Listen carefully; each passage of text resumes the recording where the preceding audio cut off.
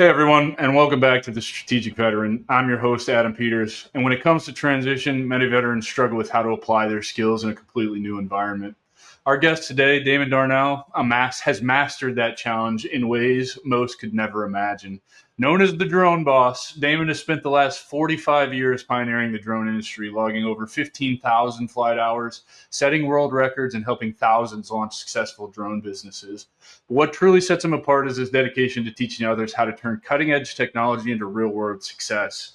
From competitive drone racing to advising NASA on unmanned traffic management, Damon has been at the forefront of aerial innovation for decades. He's flown drones commercially since the early 90s, created groundbreaking business applications, and now leads SkyEye Network, where he mentors a new generation of drone entrepreneurs. More impressively, he's taken his vision beyond just flying, and he's built an industry where veterans and business owners alike can carve out profitable careers. His message to our fellow veterans: do not fear starting something new. You faced uncertainty before. This is just another mission to learn, adapt, and execute. Whether you're a drone enthusiast, a business owner looking for your next big opportunity, or a veteran with a drone in his closet wondering how you can make money with it and how to pivot into something exciting, this episode is for you. Damon's insight into technology, business, and fearless reinvention is one you don't want to miss, so let's jump in. Damon, welcome to Strategic Veteran, man. Awesome. Thank you. What a great intro, Adam. Appreciate it, Dude, man. super excited to have you here. We were just talking offline, man, and I think you're bringing a ton of value to the to the veteran community today, and I'm just really excited to dive in. So let's just dive in, man. Take us back 45 years. Your fascination with drones begins. What was that early landscape like? Well, it was, I think it was one of those things where you get fixated with something and it's just your passion, whatever it is, whether it's, it's firearms or motorcycles or automobiles or, or working out or swimming or running or whatever it is. And for me, it started back in 1976 was the first time I flew a drone. And it was love at first flight. And I was just, man, I just was hooked. But it was back then, it was a self-regulating industry. And what I mean by that is they were super hard to fly and we had to build everything. So it took months and months, sometimes years, and hundreds, if not thousands of dollars to build these things. And keep in mind, back then in 76, you could buy a brand new Corvette off the showroom floor for about $7,600. So just the controllers back then were about $600, which, is pretty crazy in today's dollars. But it's one of those deals like anything, luckily I was a kid and I was young enough that I hadn't learned to quit or give up or say no yet. And I think many of us, when we get older, we try something and we suck at it and we're like, oh, this isn't for me. I'm not going to do that anymore. But the reality is anything you do the first time, you suck at it. You suck Yes. bad the first time. Heck, look at a little kid trying to learn to walk. I mean, they suck, You but they should don't. you should saw me at 30 years old learning how to fly a Cessna 172. Like you're like, man, I got this. No, I don't got this at all. Right. And it just takes time. And what happens is you suck less, and then you suck less, and then you get okay, and then you get good, and then you get great. But the key is just staying with it. And that's what I did. I stuck with it, and when everything else kind of pointed against it, and you get tested, and it sucks. Like with the drones back then, self-regulating. What I mean by that is you would fly it and then crash it. My first flight lasted about 7 seconds, and it was the most exhilarating, devastating 7 seconds of my life. So I watched the last 13 months of my life efforts just disintegrate. So let's And talk about that. You remember your first drone very well oh, then, and so you could probably tell me what it cost, how all the parts that you put into it, why it only flew for 7 seconds. I'm really interested in that because I gotta admit, man, I was born in '85, and I know that's not a knock on your age or anything like that. You're really only 10 years older than I am, and I turned 40 next week. But it's real. I didn't know drones were around in '76. Like yeah. I had no idea. In fact, like really being turned on to drones was probably my military career, using all the different drones that we had, from the little trash can observation drones that we had. I forget what they were called. They were noisy and they didn't fly very well, all the way up to like the Reapers and the Predators and all of that. And then getting out or coming back from deployments, you start seeing DJI take over and all their fancy, really, I think they're kind of industry leading, if I'm not mistaken. I know there's some controversy around DJI and them trying to get banned, and I'm sure we'll go into that later. But What was that landscape actually like? I mean, you hit on it. You said you had to build everything. The parts were expensive, but compare them to today's drones. Oh, it's not even comparable. I mean, like a compare. It would probably be like comparing a Cirrus airplane, a private Yeah. airplane, to a bicycle, a single speed bicycle. I mean, it's literally that big of a difference. It's in this case, they're both transportation, right? But one's a little more expensive, or a lot more, Yeah. and a whole lot nicer, and it's going to get you there a lot faster. And that's really the difference. I mean, and drones have been around for a long time. The first patent in the United States was in 1898 by a guy named Nicholas Tesla. So we're talking, it's coming up on 130 years. And drones have been a pivotal part of aviation since the beginning of aviation. In fact, there's the first kind of organized group around drones is called the AMA, Academy of Modeling Aeronautics, and they were founded 22 years before the FAA, Federal Aviation Administration, was even a thought or a blip on the radar. And in fact, when the FAA first started, they adopted all the aviation rules and laws from the AMA, the drones, because just as a starting point, and then quickly realized they needed to change it pretty radically, right? Different stuff, Yeah. but that was the beginning of it. And so for me back then, it was just one of those deals. It was just something that just called out to me. I was always fascinated by aviation and space. And I remember when I first saw my very first one, it wasn't even flying; it was just hanging on a ceiling. And I asked it was at a hobby shop, and I asked one of the guys there. I was like, well, what is that thing? Is it like a kite? And he said, no, it flies. I said, how does it fly? And he said, with radio waves. And I heard it, but my little brain couldn't process it. And I was like, so like a string, like a control line. And he's like, no, with radio waves. And then he said they're invisible. And I was just like, wow, Mind that's blown. Yeah. amazing. And I was like, I want one, I want one. And then my dad came in. I said, I want one. And then we found out how much they were. And he's like, oh no, these are big boy toys. And he tried everything to discourage me from it. And in fact, and then when we went to the local drone field, as we're kind of researching this, we go there and half the guys are missing like 2 or 3 of their fingers and stuff. And because they'd have these little nitromethane powered engines and you'd have to start them with your finger. And sometimes they backfire. If they backfired, black, and they just cut your finger off. And so these guys are, my dad's like, oh, I don't know if this is a good thing for you to get into, son. And so we decided on a glider, and we ended up. My dad tried to burn it out of me, just wear me out. And we spent 13 months building this thing. And when you're a little kid, it was my whole life, and I had to pay for it. And there weren't a lot of job opportunities. I was like 6 years old at the time, so I did everything I could to raise money, and I'd send letters to all my relatives and ask for money for my birthday and Christmas and anything they'd give me money for. And I remember we bought the kit, and then we just took forever to build it. And then, we finally got through and got everything done, and we went out and did our first flight. And then I remember it was after it crashed, and I was crying like a little girl. I was just bawling and crying, and my dad's like, "Look, I told you this is Big big boy boy toys." toys. Yeah. Yeah. And it was just in a pile of them. It looked like somebody threw 500 boxes of matchsticks out on the ground. I mean, and this was it was like a 12-foot wingspan glider. It was a pretty big thing. And I was in there crying. Finally, I stopped hyperventilating enough to actually talk. And I said, hey, Dad, we built this thing. Do you think we can rebuild it? And I remember he just looked at me with this big gleam in his eye, and he's like, Yeah. sure, son, yeah, we can do it. And we spent the next 6 months doing it, and then that flight lasted about 30 seconds, and then like I said, I sucked less and less, and finally got to the point I could fly it, and then really just got into it. And in racing, I was kind of an adrenaline junkie, and I loved this. I got to race motorcycles for Suzuki, road race for a while, which was pretty cool. And then a couple accidents. I got in one really bad accident and broke 76 bones in that deal. And that's when I got just super hooked on the drones, because you could crash them and you didn't have to go to the hospital. It was like, it was awesome. Yeah.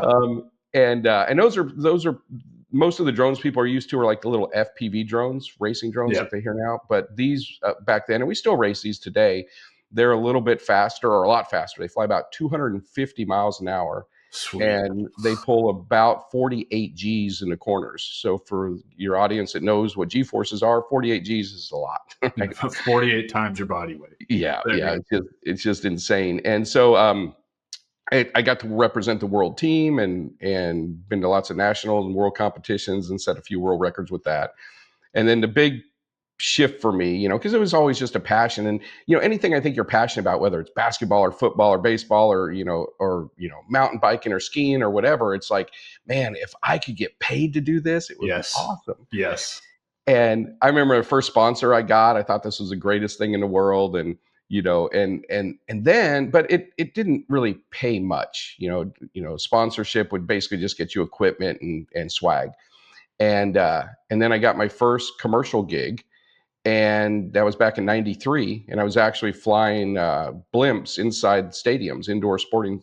The first one was actually Dallas Stars, and man, it just took off. It was a huge success, and then we went nationwide. And pretty much in the last 30 years, if you've been in an indoor arena of any kind, you've seen some variation of that, from that. And then it just took off. Then I became known as the drone guy, and then all these things came, opportunities came to fruition. But the challenge was it was still self-regulating because these things were super hard to fly.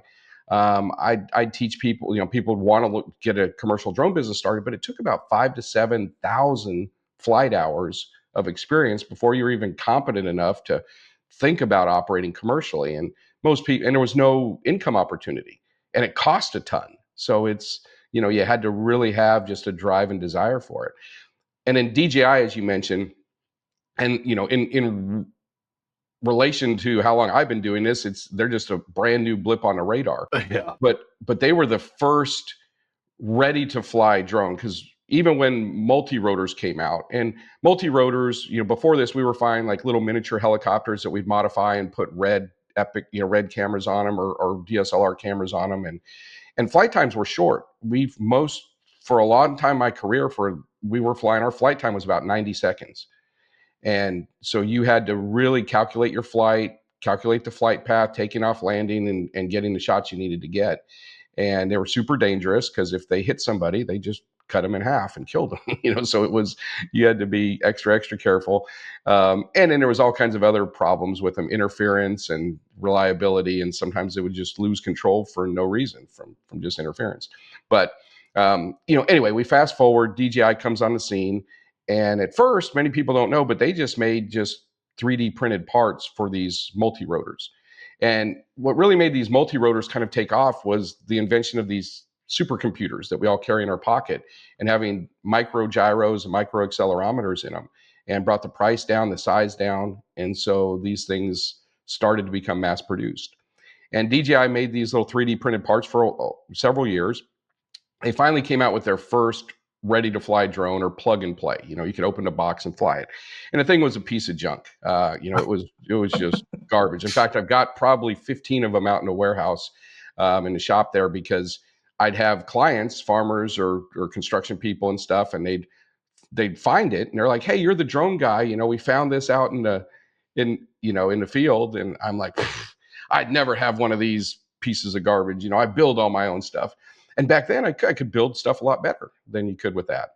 But DJI got better. They sucked less, and then sucked less, and then they got good, and all within a few years. And now they're the 900-pound beast in the room. And so the cool thing now is drones are easier to fly and harder to crash than ever before in history. And because of that, and the awareness, the demand for drones and what they can do is just totally blown up and skyrocketed. And the supply is still way down. The demand's up here and the supply's down here. So there's this massive opportunity. It won't last for long, but I think for the next couple of years, we've got really a once in a lifetime opportunity. Yeah, it's kind of like an opportunity for you to get in and make a name for yourself, so that while the rush dries up, you're established and you become a go-to, right? Yeah. It's literally like, imagine in your town, if there was not a pizza shop and you open the only pizza shop that's there. It's just like you can suck and still do good in this industry for now. And I don't advocate anyone sucks. I think you should strive to be the best you can be, but that's the reality of where we are now. And we see it all the time. Like, there's a lot of, pretty much in Hollywood, it's pretty standard. Every movie now has a drone on set and drone shots. And And a some of lot those of, shots are terrible. I just right. watched a movie a couple of nights ago, laid up on the couch, and I'm like, you, whoever edited this, your drone shots are terrible, like terrible. It did not flow with the movie at all, and I was just like, can we? I say that because it's like one of those things that seems overused, and people you can tell who's experienced and who's good and who's not. Yeah. Yeah, and that's part of it for sure, because people are so excited about it. And you have these kind of younger filmmakers that grew up seeing those epic shots, but they were just sprinkled in. And it's the less you put in, the more it's desired. Like in these younger film producers, sometimes that they have access to it and they're like, oh my gosh, we got to use it. And the first time you see it, you're like, that's incredible. And then you see it again and you're like, that's really cool. And then you see it again and again and again, and you're like, oh yeah, I saw that before. And then you're just numb, and it takes all of the allure away from it. So part of the storytelling and part of that is important, but also just the shots. Like I saw someone sent me a clip of something. One of the Discovery Channel shows has a pilot on there, and the color grading was horrible. They had the shadow of the drone in the shot, which is kind of a no-no. You never want that. It's the equivalent of, imagine you're filming this action scene, and then you see the shadow of the cameraman, like in the middle of the shot there. It's just not acceptable. But right now it is acceptable, just because the aerial perspective for 99.9% of everybody just blows people's minds away. Yeah. And it's just so cool. And again, it won't be like that for long. And like I said, in a few years, you'll have to be really good to break into it, and it's going to be a whole lot harder, and more people will have adopted it, and things will be standardized. Right now, nothing's standardized. I mean, like, if you look, the most crowded industry that we have in the drone space right now is doing residential real estate, right? But that's only 7 to 9% saturated. So that marketplace is still 90% wide open. In fact, we have one of our guys that's in our network, and all he does is real estate. And he's built literally $1 million drone business. He does $1 million with his drone business, with essentially a little $2,000 drone. That's And crazy. all he does is real estate. But it's, and what's going to happen is that other 90% of the market, that is going to fill up, and somebody's going to get paid for it. It Yeah. just is a matter of who's there. And the sooner you get in, the easier it is to get your foot in the door, and the less skill that's going to be required. Well, So it's it's really cool to pretty hear cool. you say it's not going to be like this forever, but you can get away with lackluster skills. And whether that means becoming a better pilot or, I'm into AI really heavy. That's not a secret at this point. I think, you're going to be able to leverage AI in some of these video editing softwares to take care of things like drone shadows and color grading for you automatically. So it's a situation where you need to learn kind of two skills, really. Be mediocre at flying a drone and really leverage the video editing software to do better, or become a really great pilot so that you minimize post-production as much as possible. There's several ways forward here, I think.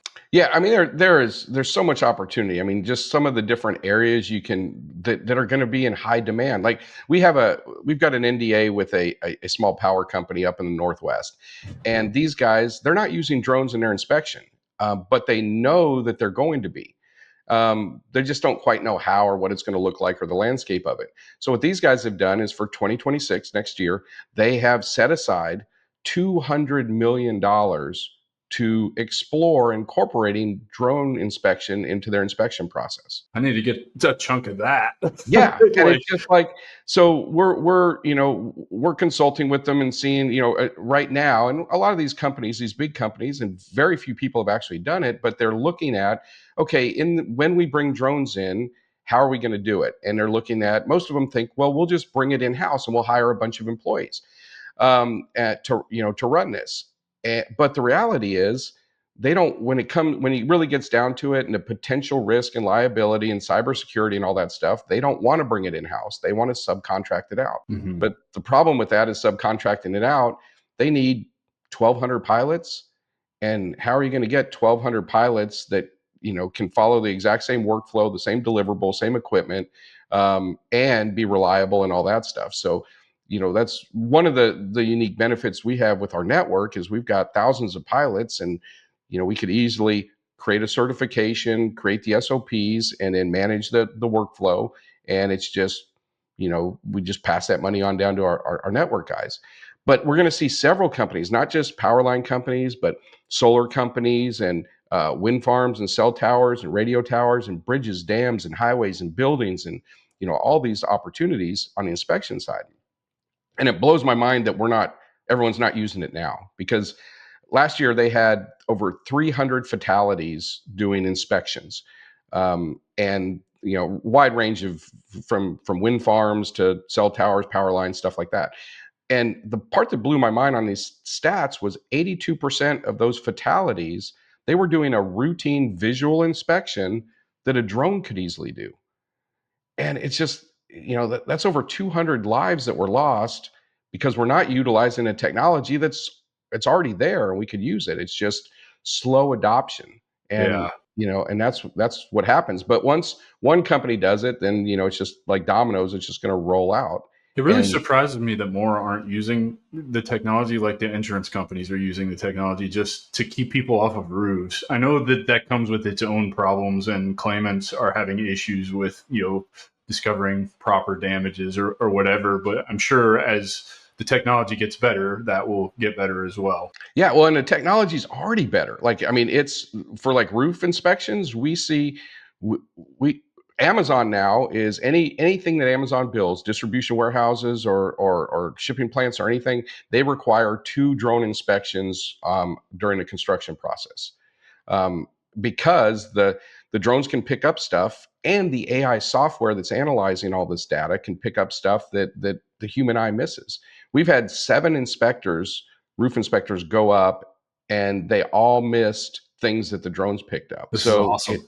it's really pretty cool. And I mean, the array of stuff people are using these, and like Walmart is really investing heavily in the drones. They're using drones for some of their inventory management, reconciliation. I've seen this. Yeah, and these things can fly through these warehouses. They can literally do in about 18 to 20 hours what takes a crew of like 15 people 30 days to do. And they do it with 99.2% accuracy versus the people do it with 72% accuracy. Yeah, So I saw this a couple of weeks ago. The Walmart article announcing that they're using drones to fulfill orders inside of warehouses. So these drones really are going, I guess, to these storage holes in these warehouses, filling these bins with these orders, and then shipping them out the door. yeah, and they just on April 8th, the FAA just cleared Walmart and Zipline, which is a company that manufactures drones, and they're doing delivery now. So there's 2 test cities. One's right outside of Dallas, Texas, and I forget where the other city is. I want to say it's in Alabama, it might be in Indiana. Anyway, but they're doing delivery now. So right now, if you live within 2 miles of that Walmart where they're doing this beta program, you get free delivery from Walmart for anything up to 8 pounds. And I don't know how long the free delivery will go on, but it's within 30 minutes. So you order it and it's dropped off at your door in 30 minutes. And the That's cool thing with this technology is, like you mentioned, I sit on the board at UTAM at NASA, which is the unmanned traffic management. And one of the big challenges that we were having out there is, number one, the safety and having potentially thousands of drones flying up in the air. But then number 2, the noise pollution, because if you've heard a drone of, just in the last few years, they sounds like a weed eater or a swarm of angry bees or something. And you get a bunch of them together and it's super loud. And then the third is the visual pollution of having these things just buzzing all over, and then privacy concerns and all this other stuff, right? So Zipline's done a really good job. They've developed a literally whisper quiet propeller design. So it looks basically like a wishbone, and then it's got a counterweight on the other side here. And this thing at like 20 feet sounds like a refrigerator. And the way that it works is the drone stays up high, about 300 feet, so you can't hear it at all. Like, the birds are 20 times louder than this thing is. And it stays up at that altitude, and it has a little deployable droid that comes down that is also powered and GPS guided, and it's got so that it can move forward, back, and left and right, and this carries the payload. So it retracts this payload down and your package, and then it delivers it or drops it off at the final location with literally, they call it dinner plate accuracy. Because it's literally within centimeters of where the drop off point is designed to be. And then it's got an app and it tracks everything, just like Uber. It shows you exactly where the drone is, when it's dropping it off, it's been delivered, notifications on that, and even with the drone flying back. And and it's pretty cool, and it solves all of those problems and issues that were concerns. And the plan Walmart has is they want to roll this out. If you're within 10 miles of a Walmart, you'll once they go full scale with it, you'll be able to get your packages up to 15 pounds in 30 minutes or less. And it's pretty cool. Now the beta stuff, these drones will fly 15 miles away, but 10 miles is what they want to limit it, just for safety reasons. And they can easily carry 15 pounds, but they're limiting it to 8 pounds for these beta tests, and a 2-mile radius until they can prove the concept and make sure everything works and stuff. So I'm assuming these are all autonomous. Yes. So how are they getting away from the regs, right? Part 107, you've got line of sight issues. You're saying up to 15 miles away. Well, last time I checked, I can't see 15 miles away. And I'm a damn pilot. You can't see a drone a quarter mile away. You know what I mean? So I assume they're working closely with the FAA to designate air traffic areas for drones. I only know this because I am a pilot, and I've almost hit a drone on final approach in a Cessna 182, and it's terrifying. It's one of the most terrifying things ever. I was flying into Olympia on final approach, finishing up some just commercial maneuvers to take my commercial check ride, and it was at night. And dude, look, 100 feet off the ground, drone flies right in front of my final approach path. And again, this was right before Part 107 license came out, so it was still largely unregulated. And I've seen people have terrible accidents with that stuff. So I'm really just curious: are they working with the FAA to create these drone routes and all of that through these cities? Because I know again, you have the 400 feet limits and all of that stuff. Like, talk to me about how they're mitigating all of this, because this is going to be really interesting, because I actually live less than 5 miles from a Walmart, and Melbourne, Palm Bay, Florida is pretty busy, so they're going to need a lot of damn drones. And I'm really interested to see at scale how this looks, and like where all the TFRs are going to be, and like what that does to kind of just aviation traffic in general. Yeah. So a lot of this stuff is it's all getting autonomous. And the cool thing is, for manned aircraft in 2020, every manned aircraft was required by law to have ADS-B. ADS-B transponder, right? Yeah. And that was most civilians thought, or non-pilots, they thought, well, heck, every airplane has that. But no, they don't. 2011, they were like, we need to get this done, and they gave the aviation community 9 years to comply and get it done. And now the cool thing is any drone that's in the United States, it has to have an ADS-B transponder on it. So it's part of something called remote ID, mm-hmm. which is essentially a digital license plate for the drone. And it's just a way that anybody, you or I or law enforcement, you can just pull up an app and it'll show any of the drones that are flying and kind of their tail number, their ID number, FTN number, and then where it took off from. Now, supposedly, law enforcement and the FAA, they have a little bit further look into like who the drone is registered and stuff like that. You and I won't have access to that, but we can at least see the drone flights. Oh, it's only a matter of time, because FlightAware is how you track airplanes, and any airplane on the planet, you can pull up on FlightAware, see its tail number, see who it's registered to, where it took off, see its flight plan. It's all public information, and I'm sure the drones are going to be no different. It's a transparency thing. I mean, I don't know if you remember a couple of years ago, there was this like 12-year-old boy who was tracking Elon Musk's plane everywhere it went. He had to bribe him to get him to stop for safety concerns. Like, that's how public this information is. I don't see any way where they just maintain that law enforcement and military get access to that information. That's never going to fly, I don't think. Yeah, well, we'll see how it is, because the challenge is you can fly a drone recreationally if you're 13 years old. And you don't want to have a 13-year-old's information out there, where they took off from, stuff like that. So I think I think, the fact that you can see where the drones are and where it took off from. But if you took off from one spot and then while it's flying, you run a couple football fields away or whatever, it doesn't show you where your location is at that point to the public. But it's going to change pretty radically. I mean, the technology, you were talking about the regulations, and that was the big deal. They actually call it the low altitude economy. Okay. And in different countries. So in America, the low altitude economy, it's scheduled over the next 5 years to grow by almost $250 billion. And then it's going to just scale up from there. China is investing heavily in it, and they expect it to just absolutely blow up. And that low altitude economy is at 400 feet down. Now, everything is, essentially autonomously flown. And we've had the technology for a while. I've been saying for the last 12 years that, soon, I was thinking soon would be like 15 years, but, these things are just going to be like advanced sprinkler systems, right? Like in the agricultural space, you'll see a drone that just pops out of the ground from its little charging base. It's going to go fly its autonomous mission, map the crops and everything, come back, land on its self-charging dock, plug into a port. It'll automatically upload all the data.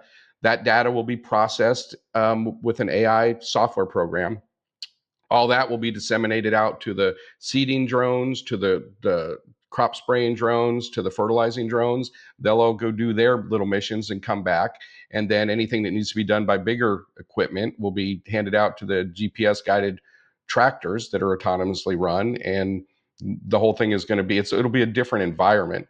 And us as drone operators, that's going to quickly shift. So we'll be like almost, equipment and software manager. We'll be helping design the systems and implementing the systems and maintaining the systems. Yeah. For all these projects and stuff that's happening. So it's pretty cool and exciting. And like to your point, the AI, because these things are AI in the sky, and that's why they're getting so easy to fly.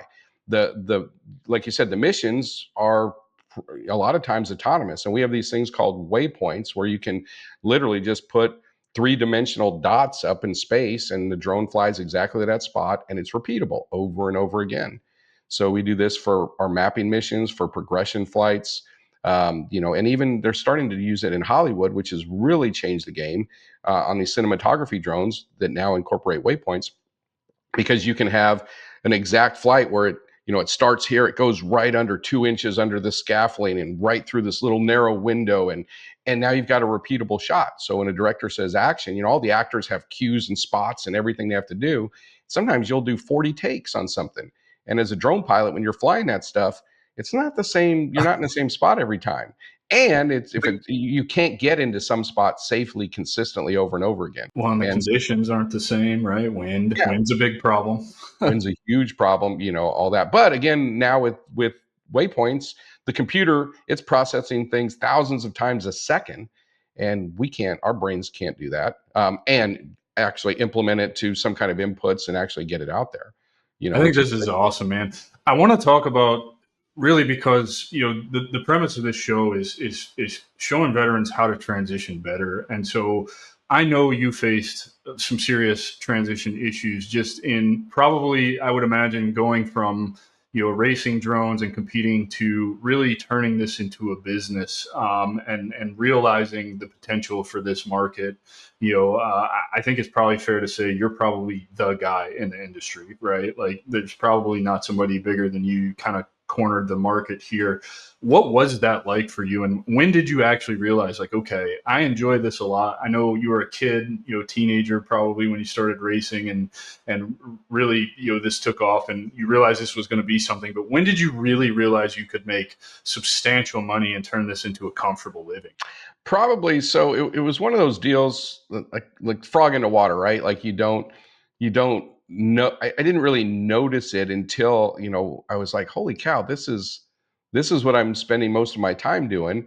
And this is pretty serious money. And the big eye-opening thing for me was I had just gotten so busy, and it was just referrals and other people. And then I remember I went, and because I dropped out of college, and one of my roommates who went to college, he had graduated and got his job, and I had just been off flying and doing this stuff. And then we met up after Christmas in January. And I remember I met him. I had a new, what was I had a new BMW M6. And and he was older than me. And we went up for lunch, and he was still driving the old 6-year-old Hyundai that he had in college. And we went to lunch, went to his apartment, and it was like this little kind of dinky apartment. And we got to talking about money. I had more money than I've ever had in my life in my bank account, and he had like $312 in his checking account. And my plan at that time was I was just taking a year off, and I was going to fly, and then go back to school. And then I was like, man, this, screw this working for somebody. I'm just gonna do my own deal. This is Yeah, when you great. got more money in your bank account and your friend's got $312, it's pretty no brainer. Like, I'm gonna keep doing what I'm doing because it's paying me more than what he's making 40 Yeah, hours a week. and I loved it. I mean, Yeah, it was just so fun. It didn't feel like work, and that was probably one of the things in the beginning. I thought, I was like, it can't last forever, right? Because it was just so much fun.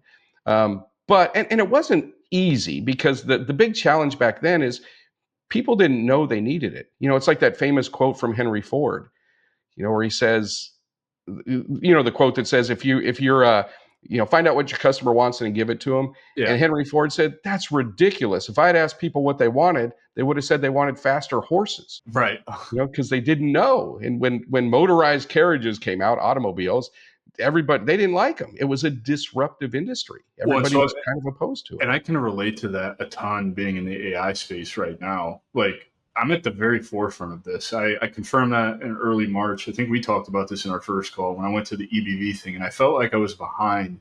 And then I realized 99.8% of people don't even know what AI is. They don't know that they've had it in their phone for 10 plus years with Siri and stuff like that. And so that is the toughest part about winning clients over is they don't know what they don't know, so they don't know that they need it. So I really relate to what you're talking about in that and the challenges that you face there, because it's like, man, I have solutions that you can't comprehend that solve so many problems and put so much more money back into your pocket. And you're not losing anything. You're actually leveraging something and making your business better. They're just so stuck on the AI thing and well, it's not a real person and it can't think like me. And it's like, well, you just don't know how to use it, kind of thing, right? And then like when you one of my favorite things, I'm sure you can relate to this in the drone industry, is when they get that aha moment and they realize, oh, that's what these things can do, and this is how I can leverage it. And it's like, now I've got you in my ecosystem, and you're not going anywhere. You know what I Yeah. mean? So I relate to what you're talking about with really starting to pursue drones as a business and selling people on something that they don't know that they need, because it's just such a brand new technology. They don't see the use cases. Yeah, yeah, it's exactly the same thing, because anything new that's disruptive, people are fearful of it. Just like these big companies, do we have to do it? And change is uncomfortable, especially the older we get, and the bigger your company is. I mean, you've got a lot of resistance on all different levels, and you're bringing in new software, new procedures, new SOPs, new, all this new stuff. And it's like even if you ever get a new phone or upgrade or something like that, it's like, well, my old phone did this or that. We're so used to what works, even though if it's not as efficient or anything like that. And what happens is the same thing in AI, same thing in a drone space, is there's this awareness scale. And on the retail side, they call it a buying scale. And down here at 0, you don't know, it's not even on your radar. You're not even thinking about it. But up here at 100, you own it, right? You're 100% with it. And somewhere, most in marketing, most people spend all their money and effort on the 90% of the people, because those are the buyers. That's Yep. when I'm ready to buy. And an example of this might be like if you were looking at, maybe you have a TV, you could care less about a TV, your TV works fine, but you go to your buddies for a Super Bowl and they've got this amazing new 120-inch, 8K TV, and you're like, with surround sound and butt kickers, and you're like, this is incredible. But you're not, you're like, I would never spend money on something like that, but you loved it so much. So now you start Now you were at 0% prior to that. Now you're like at 5%. And then you start to research it a little bit. And you're like, oh my gosh, that's crazy expensive. But now you're 10, 15, 20%, you're going along. Then you find a cheaper version, and you find an 85-inch one, and you could find I could go with this Yeah. subwoofer instead of a butt kicker. And all of a sudden you're progressing yourself and you're educating yourself. And somewhere around 50 or 60%, you go to an electronics store like a Best Buy. And of course, what did all the sales guys come out, and they're like, can I help you? And you're like, no, no, no, I'm just looking, Yeah. and it's like, leave me alone. You're just researching. Well, then as you get 70, 80%, you start, now you know what you're going to get, all that you've decided, that if I get one of these, this is what I would get and everything. And then you finally decide to do it.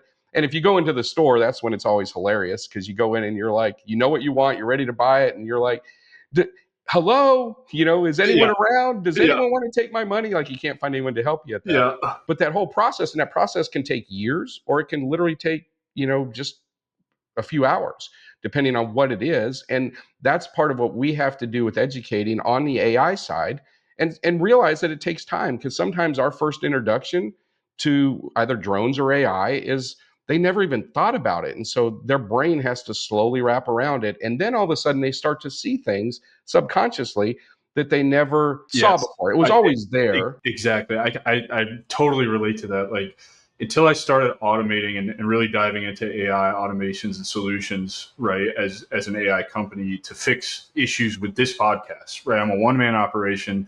This takes a lot of time post-production, getting it to the right places, creating all of the things that go along with doing a podcast. Started automating it, and I was like, oh, then, like you say, I could see all the other use cases for it, particularly having an understanding of how business works at a fundamental level, right? There's several things I'm sure that the drone boss would love to automate, like probably a newsletter that probably makes you a decent amount of money, but it eats up a significant amount of your time. So let's pawn that off with some of your best performing copy, train a language model to then automate that whole process for you. You just saved yourself 20 hours a week, and are probably either making the same amount or more money from your newsletter. I'm sure it was the same way with drones, and we're going to move into why is drones such a great opportunity for those coming out of the military. We have talked about this before, but one of the big reasons I think it's great is there's so many different verticals, so many, and the new verticals seem like they're being created basically on a weekly basis, kind of like with AI, right? Like, AI is new every single day. There's something new. You can't keep up with it, right? I assume drones is probably the same thing, particularly if you look at what's going on in the war in Ukraine and military applications of drones and counter drones and all of that. That's a whole nother subset of drone flying, right? You're going to have these counter drone pilots that are, I just see so much opportunity. Is that what it was like for you as well? You started seeing all these verticals? Yeah, well, and again, it was, kind of like AI, right? It was very slow in the beginning, just because the adoption, there Mhm. were, and there were limitations on hardware, software, the AI learning, that was a limitation on what it could do. And you look at AI 15 years ago versus 6 months ago versus now, and I mean, literally in the last 6 months, we've seen more advancements than we have in, the last 15 years. Yeah, way Um, more, yeah, way more. and drones are similar with that. So as it's gotten bigger and more awareness, there's more opportunities. And like you said, I mean, the FAA has already identified over 300 different vertical markets. And the crazy thing with that is, a vertical market in our space is essentially like a division in your company. Mhm. And the neat thing is pretty much any one of these could easily generate six figures or multiple six figures of revenue for anyone that gets into it.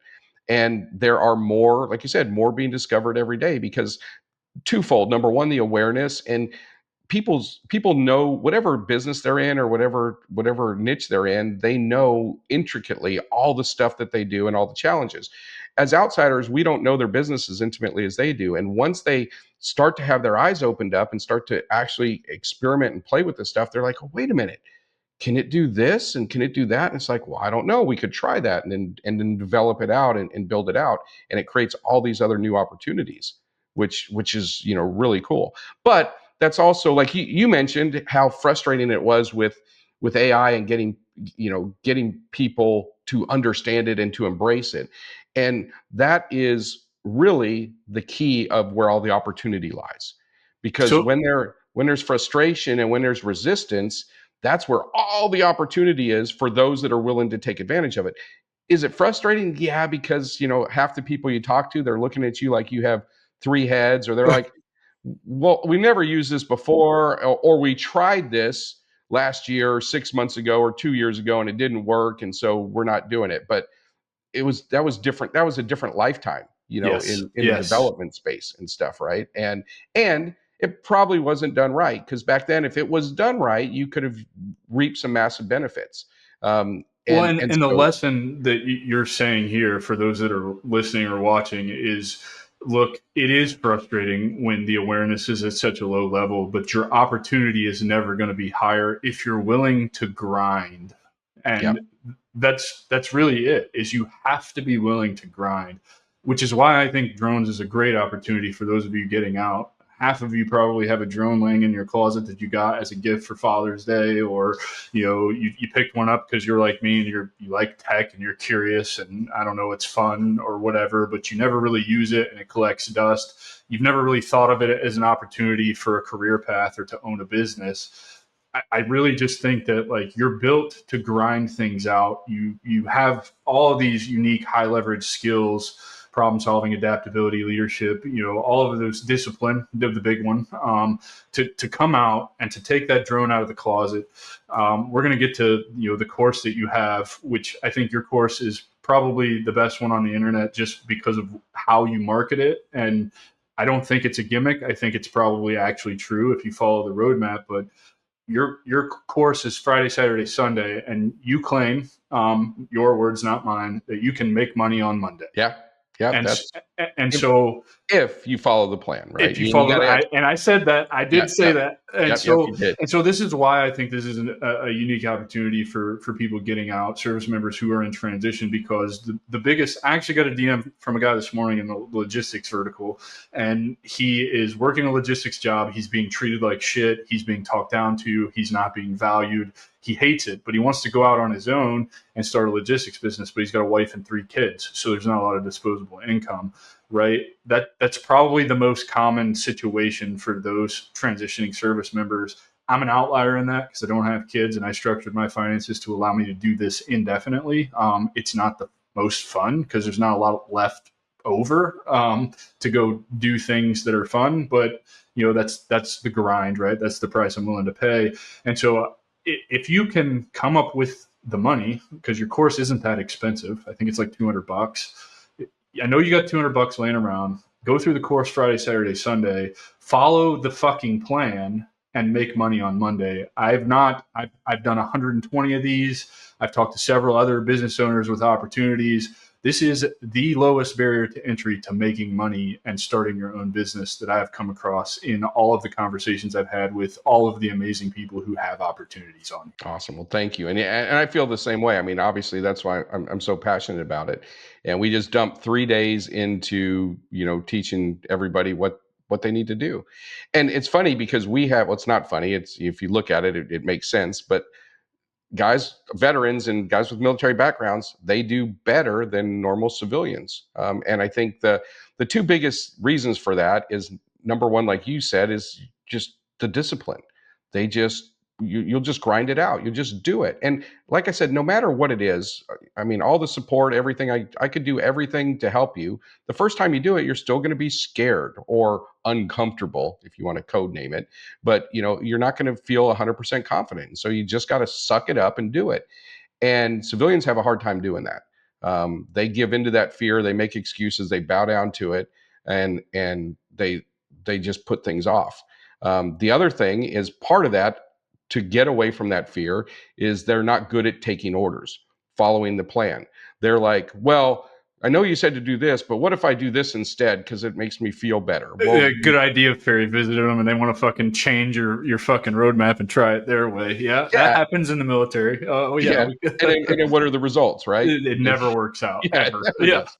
It totally sucks. And that's again why most military guys, they do so fantastic in here, and they just drudge forward, and they, because of that discipline, and then all of a sudden they're getting the results. And like we did one of our trainings last night for a mapping certification for doing mapping. And this is we've got an old retired Army colonel. He's 77, and he's like, I've never been happier in my life, and he's out doing his drone thing. He just signed he did a $300,000 contract with Michelin North America, and it's supposed to be over 3 years, but like the first year, it already is about to max out that 300 grand. So he called him and said, "Hey, we're going to max out." And I said, "Oh, we'll just send you some more money." And he's like, "I can't believe people are paying for this." It's just, and he's loving his life. And it's so cool because for somebody like that, 77, to start a new thing. I mean, most people are just kind of waiting to die at that point. So Not this it's guy. nice to have that. I'm Yeah, going no, to not 100. this guy. I'm He's going like, to 120, man. That's yeah, he's like, 77. I'm just getting started. yeah, he's like, man, he said, I tried that retirement stuff, and that just didn't for me. I mean, that's just. Well, and he's probably going to live longer because he's outside interacting with people on his feet all day, actively engaged in something. I mean, I'm not saying flying drones is hard work. It's really probably not that hard. It's probably No. not that physically demanding, but there's something to being outside. There's something to being around other people and community, right? I can only imagine kind of the cool friends that you make, the contacts, the network that you build doing this. It's just amazing. And so I want to move into talking about I've already promoted your course. I'm really excited. I'm going to go through your course myself at some point when I find the extra time, because this to me is a no-brainer side hustle. We talked about before recording, like, you can't just come into this and say, I'm going to give 4 or 5 hours a week or 2 or 3 hours a day and really go anywhere. You got to be willing to grind up front to build that legacy for a year or two and then coast to that 2 or 3 hours a week. However, it just almost seems too good to be true that you can really go out and start making a living, probably a decent one, after 3 days of training if you just follow the damn roadmap. And I also got to assume your roadmap, because this is aviation, is probably a damn checklist like everything else in aviation. Yeah. And there's, there, of course, like anything, there's a lot more to it once you get into it. But if you just, you just take one step forward and go through it. And then we offer some, additional training and support if people want to work more closely with us, but we basically kind of lay everything out. And to your point, what I did when I first started this thing is, I had worked with people trying to help them build their own drone businesses, years ago, decades ago, but it took so long, took literally 5,000 to 7,000 hours of flight time to get proficient. And so I wasn't sure this was going to work without me, being right next to him side by side. So we started a beta program before I even launched the network. And we got a handful of people. And the whole goal was to give them kind of limited support, give them the roadmap, the steps. And then one of the other things is they had to kind of use the cheapest equipment that was out there, because I didn't want someone to go out and spend, because back then drones, to get a good commercial drone, it was about $80,000 to get a good commercial drone. And so I didn't want somebody that had money to, because that kind of defeated the purpose of it. So I made these guys do it with these cheap drones. They were like $375, and you put a GoPro on them, and it was comical at best, but it worked. It was good enough. And the whole concept was to get them from 0 to 6 figures in 12 months or less.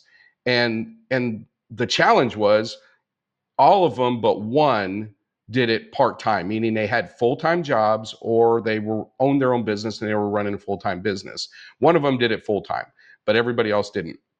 And I had 3 criteria for them. Number 1, they couldn't have any drone experience, because I felt if they knew how to fly a drone, that'd be kind of an unfair advantage for them.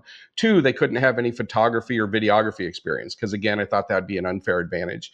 And then 3, they couldn't have any successful entrepreneurial experience.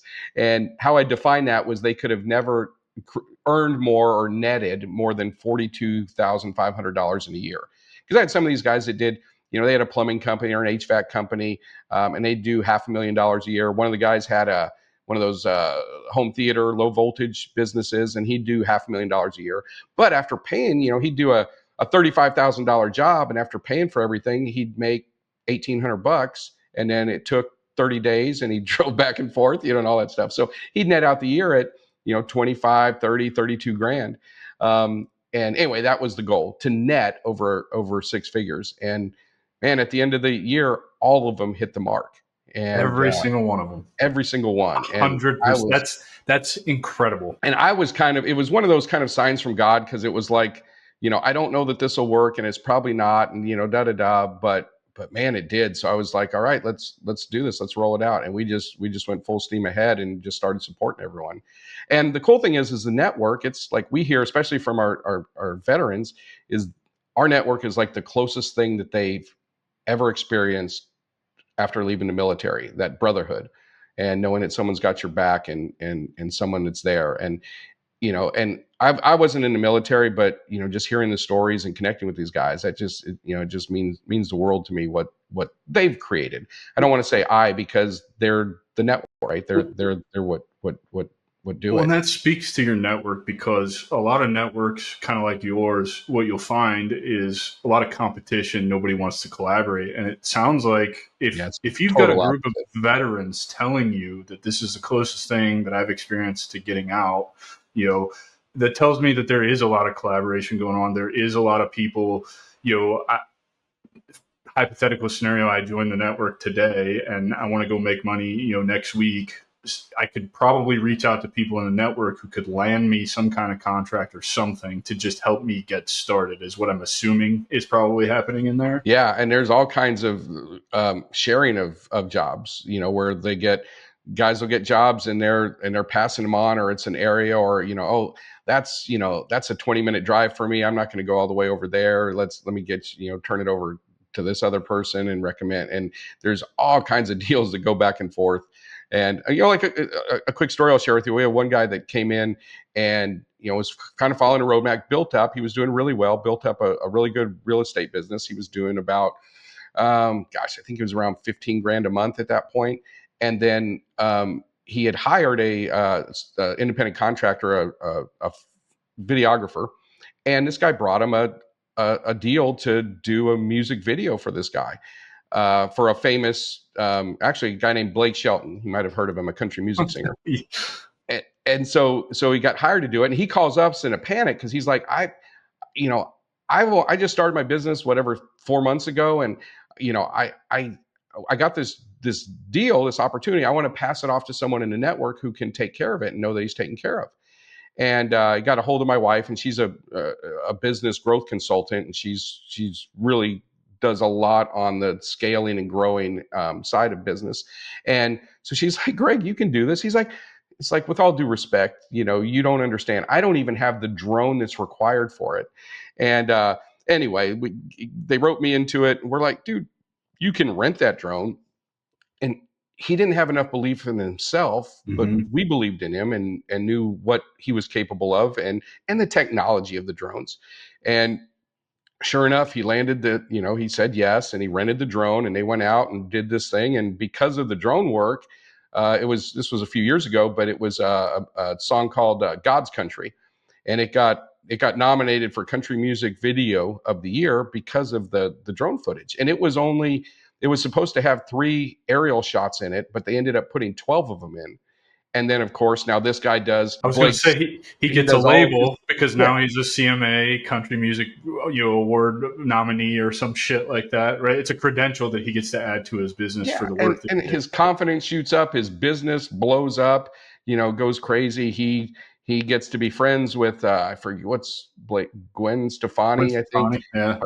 Her brother works for Blake Shelton. They got to be buddies and got a cell number. And then the production company's hiring him for other stuff. And then Blake does his next music video, and he's calling Greg up, and and it changed the whole trajectory of his of his career. And had he been on his own, none of that would have ever happened. And it's cool to see that kind of growth. As we start to wrap up here, I want to talk about what are some of the most, I don't know, we talked about this in our first conversation, and so I'm trying to figure out kind of exactly how to ask this. But for people who go through your course, I'm assuming that the course kind of points them in the right direction with what verticals are best to start in, what equipment is best for them to have, and can you really paint this picture of kind of start to finish of your course, like what they can expect, like how much they're going to have to invest into a drone if they don't have it? Can you do this with, a DJI Mini 3 or whatever? Kind of paint that picture for us, and then we'll get you out of here, brother, because I really want them to understand, like, I really think this is the lowest barrier to opportunity for entrepreneurship that veterans have in front of them right now. With, again, like I've said, all the conversations I've had, all the resources I'm plugged into, all the resources I've gathered for other people, I really do think that this is, I mean, this is prime opportunity, and I really want people to take advantage of this. Yeah, I think. Well, I appreciate that, and I understand it's not going to be for everybody, and that's why we developed this 3-day training so they can get. It's an immersion training, and as you know, if you doing immersion training, you'll learn more in 3 days of immersion than you will in literally 6 months of spaced repetition training. And so that's why we designed it that way. So you could get a good feel for if this is right for me or not. And then at the end of and we give a money back guarantee. So like at the end of day one, if you don't think that it's worth, twice what you paid to be there, then we'll refund your money. No questions asked. No big deal. And what they'll learn is first of all, we cover the opportunity because there's so much stuff. And then we talk about, like what you mentioned, what we call the low hanging fruit or the fastest path to cash. Because there are some things that are very profitable, but they also require a lot of investment and a lot of skill. It's kind of the beginner, intermediate, and advanced stuff. And the advanced stuff, you could easily spend $700,000 on equipment, and I don't recommend starting that way, No. right? And I'm a big fan in having your business and your customers pay for your equipment. And we also talk about that too. How do you get your customers to pay for your equipment?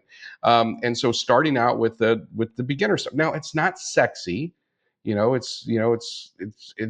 it is the stuff that does bring in revenue and works really well. So we talk about that. We spend a lot of time on marketing and how to present yourself to the marketplace, because really that's one of the most important things, and that's the one thing most people misunderstand.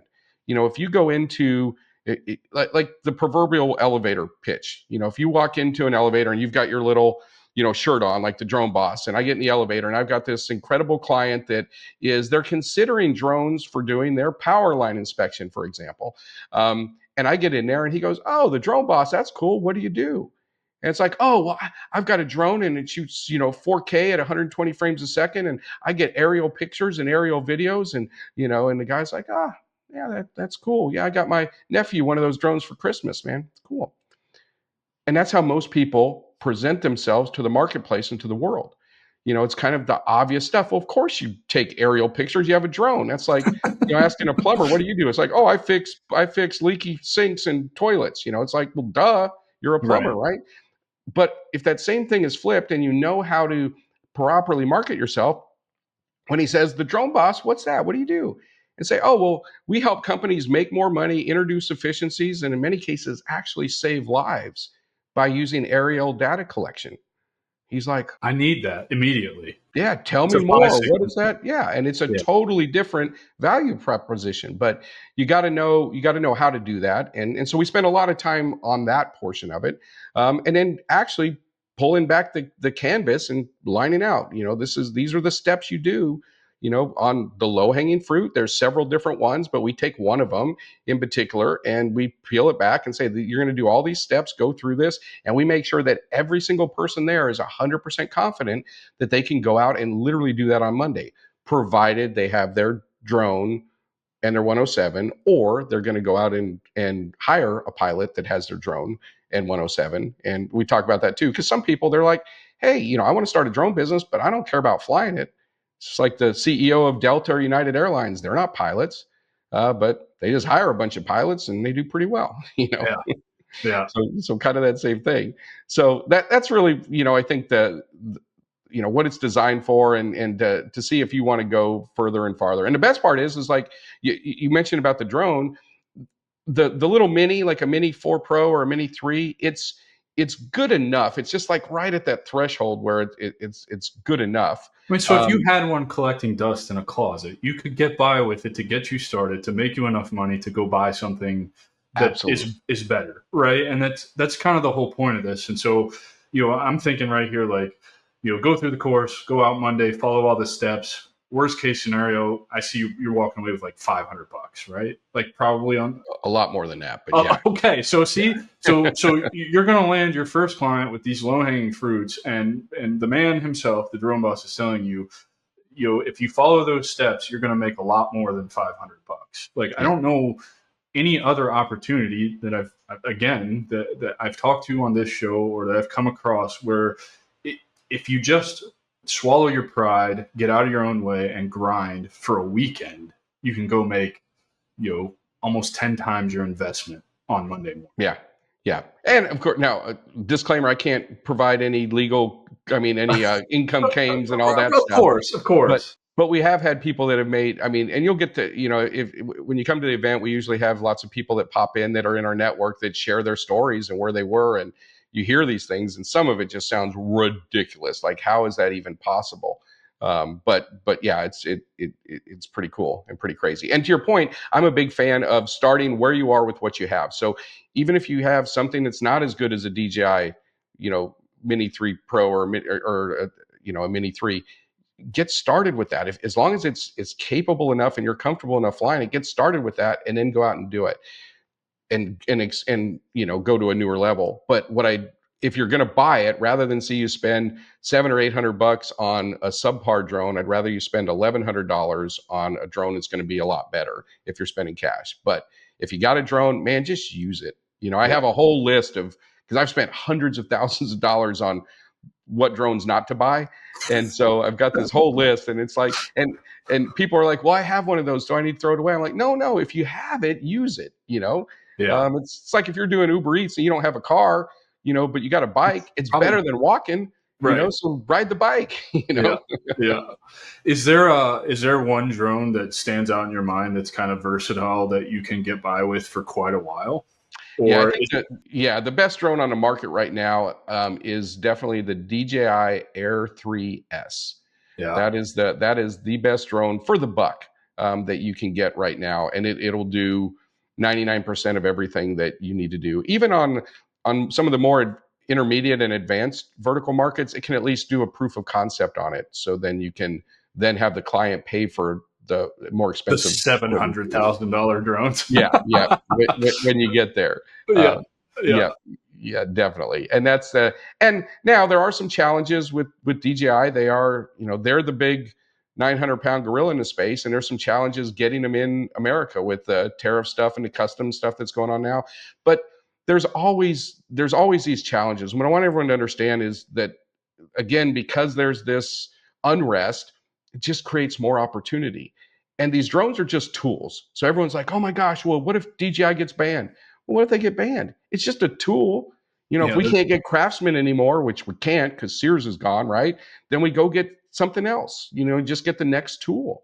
It's not the end of the world. And I see so many people waste, dozens, hundreds, sometimes even thousands of hours of going down these rabbit holes that is going to change absolutely nothing. Yeah. And instead, let's just wait. And my experience is over the last 20 years, all the regulation and stuff that's tried to come in to derail us and eliminate the industry and all that stuff turned out to just be a bunch of fluff, just political posturing. Yep. It probably actually made the industry better, to be honest. In some ways, I think it did because, what's that saying, bad press is still press, yes. type of thing. So it brings some awareness. But bottom line is, if you ever have to deal with something, then we'll deal with it. And it's not a big deal. What happens is so many people, they put all their attention on the wrong things. Yeah. They focus on what doesn't work or what might not work or how it might fail instead of what opportunities there are, what can I do? Here's an idea for you. If you're worried about the tariffs and being able to get DJI, cruise Facebook Marketplace for an Air 3S, and I bet you'll find 15 of them within 20 miles of where you're at right now for half the price that you would pay online for a brand new one. And if you're worried about buying a used drone, don't, because the second you turn it on, the modern technology in these drones is going to tell you what's wrong with it. Mm-hmm. It's really that simple. Like I said, man, I'm really grateful that you were here today to do this. I just think it's an incredible opportunity, and maybe it's just because I'm a pilot myself, and so I have, once you've tasted flight, your eyes will forever remain skyward, is what they say. It's true.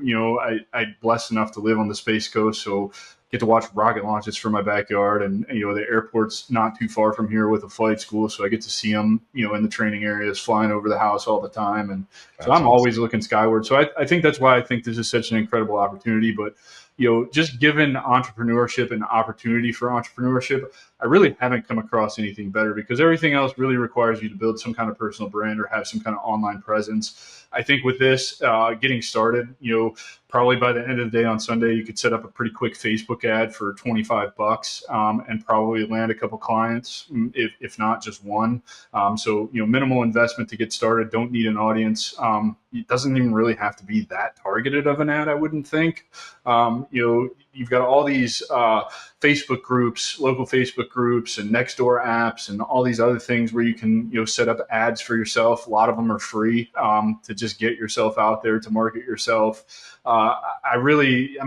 Fuck, dude, you could walk around and knock doors of businesses where you see opportunity for drone implementation. That is the best way, and it's so underused because people don't do it. And when you take your drone out, you go to a business and show them their baby from an aerial perspective, bro, it's done. Well, and that's, it's just, like I said, it's just such a unique opportunity, and I don't know how it could really ever feel like work. Even if you're driving around to businesses knocking doors to land a client, like, that's not that hard, particularly because it's not like, I knock doors selling insurance, so I might be a little biased. When you knock doors selling insurance to the poorest 1/3 of Americans, you'll hear everything up, down, left, right, and sideways.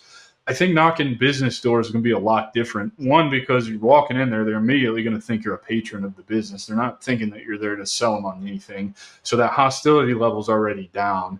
And like you said, just set up in the parking lot real quick before you ever walk in there. Take an aerial shot of their business. Be like, hey, I'm a new drone operator in this area. I see several different use cases for your business with this drone. Have you ever considered implementing drones? This is what your business looks like from above. This is what I'm capable of. You've got a really good shot at landing a client. Yeah. And seeing we do a little, like a little dog and pony show kind of, where we're, you show it live. Let them see the whole thing. Let them see it take off. Let them actually see it. And that does a couple things. One, it changes their physiology of getting them out of the office. Now they're outside breathing air and stuff. But it is just, and it's something they've never seen before. I mean, for your audience that has kids, it's like, imagine if somebody came up to you and showed you a picture of your kid when he was a baby or born that you'd never seen before. Maybe there was at the hospital as a professional photographer and got a picture you've never seen. You want that picture so bad. I mean, that's just, and the reality is most people spend more time at their jobs or their business, especially if they own it or they're, managing it and get tied into earnings and profit sharing or something like that. They spend way more time there than they do with their family. And it's a big part of them. Just talking about this, I just keep coming up with more ideas. Go to car dealerships when they're advertising big sales and do aerial shots of their big sales. Go to any of these tent sales like Harbor Freight has, and those are hell of video photos for their websites. Like, all that shit is so. It's just assets for these businesses, and you have the tool that can accomplish that. Yeah. Yeah, it's pretty mind-boggling. Sounds really simple. I could stand on a damn car lot at a dealership and just fly that drone aerial shot of what they look like, and 15 minutes later I'm done. Here's your footage. Pay me money. Bye. Like, I don't care how you use it. Like, yep. And and if you think about it, like car dealerships, they run commercials all the time, and some of the big ones, they'd actually pay for aerial, and they would spend 30 to 50 grand for a 3-second B-roll shot of having a helicopter, an aerial view of their dealership. Now they can get it done for a couple $1,000s. They pay you. I was going to say 10 times less, 3 to 5 grand. You do a 30-second B-roll for them, and they just 10x their footage, and save 10x on the price of having to do that. It's like a win-win all the way around, man. Yeah, and the cool thing with car dealerships, you do contracts with them where you update their inventory quarterly. And then you can use waypoints. So you just fly the inventory points, which are usually, the front of that goes along the frontage rows, driving in the showroom. And then all the other stuff that you shot, you're just inserting the new inventory thing. And that's part of their deal. That's so cool. Damon, awesome. Tell everybody how they can get in touch with you, where they can find your course, how they can get access to your network. I really want as many veterans reaching out to you as possible. I know we talked about one who's a member of my community in the mountain biking community who's already doing this. I know he was excited to hear this conversation. I know he said he really wants to look into your course to kind of give him some more leverage to really dial in what his business plan looks like and how he's going to kind of. I know he's using an FPV drone. I think he's got the Avata. Is it the Avata 2 now? Avata 2, probably, yeah. Yeah, and he says it's actually really good. He said it's a lot of fun to fly. So I just want everybody to be able to reach out to you to get access to your course, and you leverage this as an opportunity for them if they can't figure out anything else they want to do, because again, lowest barrier to entry right here. Yeah, I'm a big fan of it. So yeah, thanks for that. Drone Command Live, dronecommandlive.com, and they can sign up there. And I think we'll get, I don't know if you have the ability to put a link under there, but we'll get you a link so we can make sure that they came from you, and give them a little extra perk. One thing that we do, I'll tell you what we'll do is everybody that we give away a drone at the event. So we give away one of those, well, whatever the latest, hottest drone is that we can get. Currently, it's the DJI Air 3S.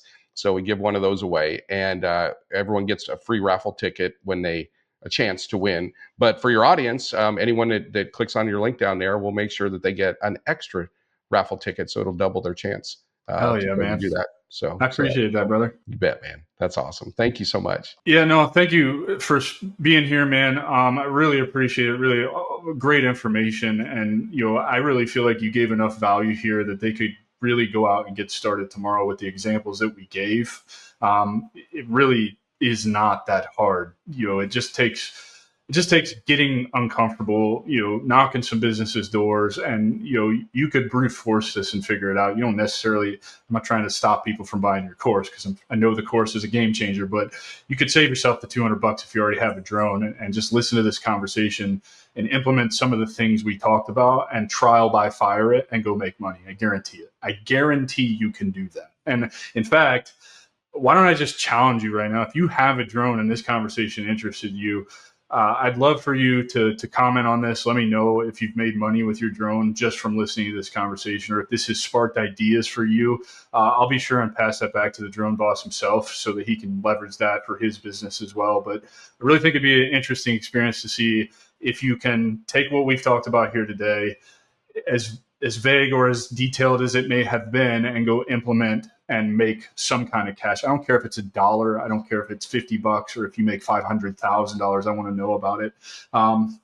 Again, thank you so much for being here. Ladies and gentlemen, I give you the drone boss, Mr. Damon Darnell. Join the Stronghold if you want access to the extra raffle tickets and the link in the community. If not, just go visit his drone site, sign up for his course. I assure you, you won't regret it. And until next week, take care, everybody. Awesome. Thanks so much, Adam. Yeah. That's our show, and I'm truly thankful you've joined us at The Strategic Veteran. If our conversation today sparked curiosity, or if you're ready to elevate your game, I'm here to help.